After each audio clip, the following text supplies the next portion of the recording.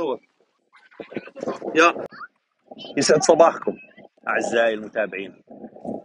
راح أشوفكم حاليا سيارة الأطفاء، أقسام سيارة الأطفاء.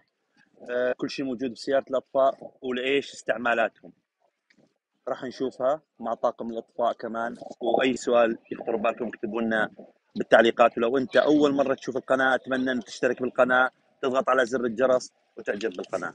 شكرا لكم. موجود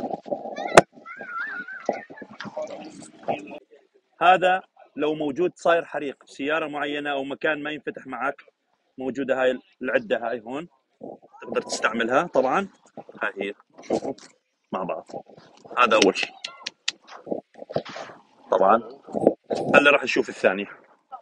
هذا لو سيارة فرضا عاملة حادث أو باب عامل حادث وما ينفتح، طبعا هاي هي، شوفوها من هون. هاي تفتح قوة، شوفوا شلون. هاي لما يستعصي على الرجال تفتح. طبعا أقصى شيء يمكن فتحه بهذه. طبعا في هذا الخرطوم اللي كمان يساعد في اطفاء الحريق، وطوله 25. اثنين موجودين طولهم 50. طبعا نوصلهم بالرئيسي اللي موجود هون. في خراطيم رئيسيه وفي خرطوم هذا كمان يصل لابعد مسافه اذا كانت بنايه مرتفعه او ما شابه. شوفوا هذا الخرطوم الرئيسي، وهذول السلالم طبعا موجوده. راح نشوف طريقه الحريق هلا كمان بعد ما نشرح الاقسام ونخلص عليها. هون طبعا راح نشوف مع بعض شلون انه ممنوع تحط مي على الزيت لانه يساعد بالاحتراق بشكل فظيع. راح نشوف مع بعض طريقه الاطفاء كمان مع بعض. من تفضل.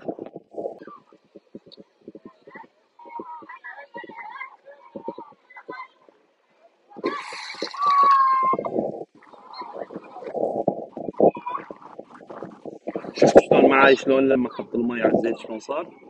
هاي هي. شوفوا هون تجربه، راح يعمل زميلي هون تجربه على الحريق ويشوفكم شلون طريقه اطفاء الحريق والسيطره على الحريق. هلا راح نشوف مع بعض. صور. هذا اللي بظهري هو اكسجين، شوفوا شلون. هذا طبعا يطول حسب مكانك، بس من 15 إلى 20 دقيقة. طبعا تعمله على ظهرك، وزنه مو كثير ثقيل، بس يساعد كمان لما تفوت على مكان يكون فيه دخان كثيف، يمنع التنفس مشان ما تختنق تلحق انه تهرب فيه برا.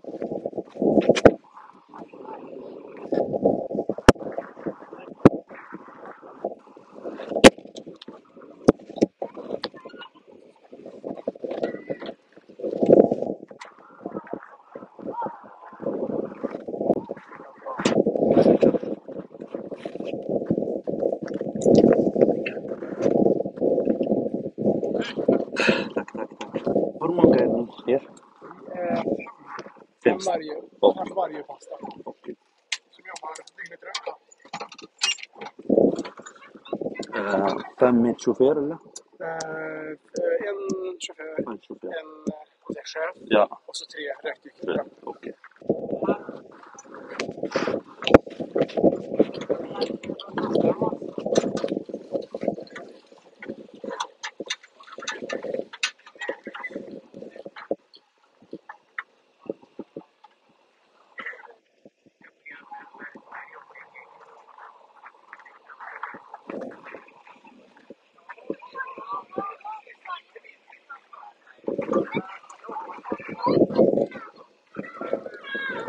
حاليا بدنا نشوف شلون لما يحط المي على الزيت. شوف يا جماعة،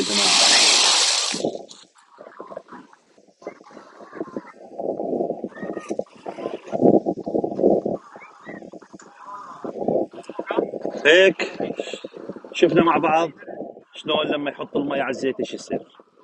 فديروا بالكم. راح اشرح لكم السيارة كمان.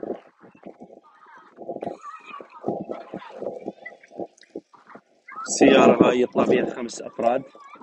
5 أفراد يطلع فيها الشوفير، ويطلع فيها الشيف، ويطلعون معاه 3 طبعا مكان للعمليات. إذا محتاجين أكثر من حقكم السيارة هاي الموجودة هون. هاي السيارة طبعا أسرع، كل الشغلات خفيفة وفيها معدات زيادة تمد بالمعدات الزيادة المطلوبة. طبعا هذا اللباس الكامل الإطفائي، هذا الجاكيت وهذا الأكسجين. هذا 300 بار قوي جدا، يعني إذا فلت الصمام راح تطير للسماء. طبعا 300 بار يعني الضغط عملاق جدا. ايوه. وهاي من الحمايه مزوده بكاميرا طبعا ليليه.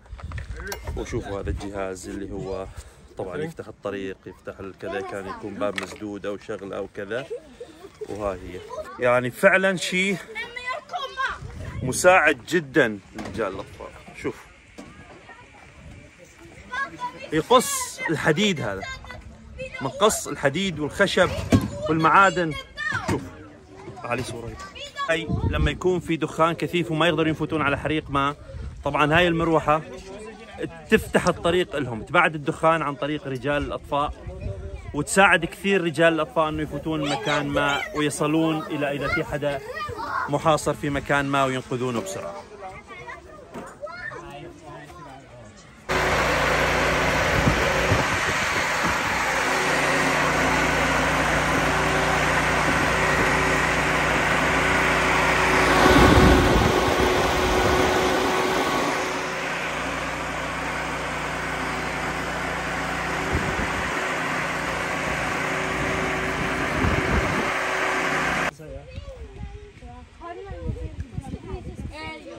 طبعا هاي العدة كلها مهمة يا جماعة، كلها مهمة للرجال الأطفاء، تساعدهم في السيطرة على حريق ما في مكان ما في زمان ما في ساعة معينة في سرعة فائقة. شوفوا هاي العدة طبعا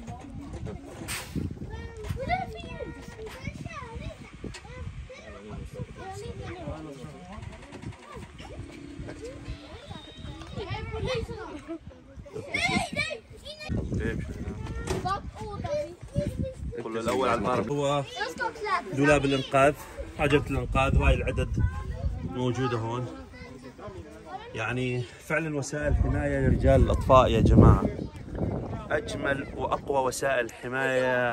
أكثر شيء هون بالسويد يهتمون بحماية رجل الإطفاء وبالسيطرة على الحريق بسرعة فائقة، مشان عدد أقل من الخسائر، عدد أقل من الخسائر في مكانه. لكم أصدقائي شفنا مع بعض سيارة الإطفاء، ولو عجبك الفيديو اشترك بالقناة واضغط على زر الجرس وتعلق تعليق حلو، وأي سؤال اكتب لي بالتعليقات.